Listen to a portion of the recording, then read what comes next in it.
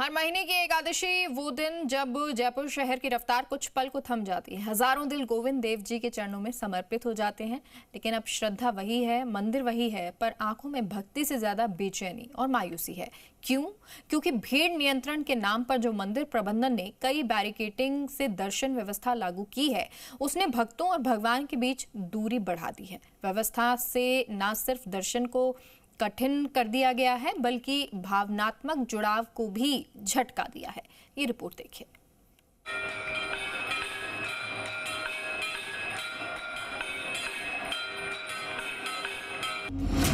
श्रद्धा पर बैरिकेडिंग का पहरा, गोविंद देव जी मंदिर में नई व्यवस्था, बढ़ी भक्तों की परेशानी, दर्शन अधूरे, परिक्रमा रुकी, आस्था आहत। जयपुर के आराध्य श्री गोविंद देव जी का दरबार, जहां हर एकादशी को श्रद्धा का समंदर उमड़ता था, आज वहां भक्तों की आंखों में श्रद्धा के साथ गुस्सा और आक्रोश भी दिखता है। यह सिर्फ कतार में लगने की बात नहीं, यह उस भावनात्मक नमी की बात है जो दर्शन करते समय आंखों से बहती थी। अब भक्तों की आंखों में भक्ति की जगह निराशा और दूरी की धुंध है। कभी यह मंदिर श्रद्धालुओं के स्पंदन से गूंजता था, आज श्रद्धा की आवाज बैरिकेडिंग के बीच खोने लगी। रविवार और एकादशी को भीड़ नियंत्रित करने के लिए ट्रायल के तौर पर बैरिकेडिंग की गई है। उद्देश्य था बेहतर दर्शन व्यवस्था, लेकिन नतीजा उल्टा निकला। ना भगवान के दर्शन सही से हो पा रहे हैं, ना परिक्रमा पूरी हो पा रही है। भक्तों की मांग जिगजैग कतार लाएं, दूरी घटाएं।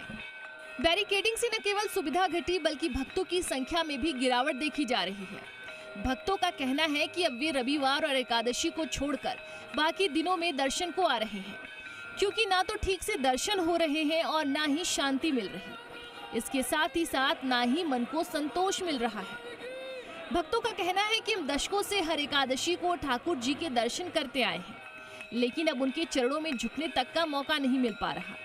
भगवान अब सिर्फ दूरी से दिखते हैं, मन को सुकून नहीं मिलता।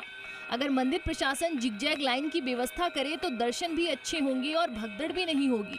पहले यहीं से यदि लगाते नहीं थे, अब ये रास्ता खाली पड़ा है, उधर रास्ता खाली पड़ा है, मतलब पब्लिक परेशान होती है।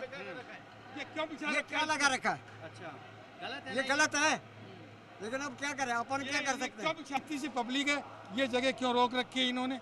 इनकी मनमानी है, ये अपनी मनमानी कर रहे हैं, बिल्कुल ये अपनी मनमानी कर रहे हैं। इनका कोई और तो कोई काम है नहीं, पब्लिक को परेशान करने का काम है इनका। बहुत फर्क हो गया। पहले तो हम यहाँ पास से दर्शन करते थे, आराम से वो होता था। अब यहाँ बिल्कुल अपनी वो चलने लग गई, कोई मतलब नहीं है। पहले आगे भी जाके हम दर्शन आराम से करते। ये सिर्फ एक श्रद्धालु की नहीं, सैकड़ों हजारों भक्तों की आवाज है। जहाँ कभी आंखें नम होती थी, अब वही आंखें भगवान को ढूंढ रही हैं। हर एकादशी को मंदिर परिसर जो भक्तों से गूंजता था, अब वहाँ खामोशी ज्यादा और शिकायतें गहराई से सुनाई देती हैं। एकादशी पर दर्शन न हो तो सिर्फ मंदिर के गलियारे नहीं, श्रद्धालुओं का मन भी सूना हो जाता है। मंदिर प्रशासन को चाहिए कि संवाद के द्वार खोले, श्रद्धा को सुने और ऐसी व्यवस्था बनाई जाए कि जो दूरी नहीं बल्कि समीपता बढ़ाए। रोजाना तो कम से कम 10 मिनट वहाँ खड़े होकर दर्शन करते हैं सामने से, बिल्कुल आनंद आता है। अच्छा, और रविवार और एकादशी को यहाँ पे तो चलते रहो बस। पहले 11 संडे को लगाते थे, यहाँ से थोड़ा सा गेल वगैरह वो सही था, बाकी है मतलब ये 1-2 महीने से ये सिस्टम बहुत बिल्कुल बेकार कर रखा है, पब्लिक को बहुत परेशानी होती है।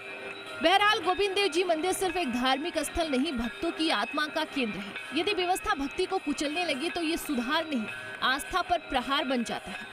अब सवाल ये है कि क्या मंदिर प्रबंधन भक्तों की भावना को समझेगा या फिर श्रद्धा के रास्ते में प्रशासनिक दीवार खड़ी होती रहेगी।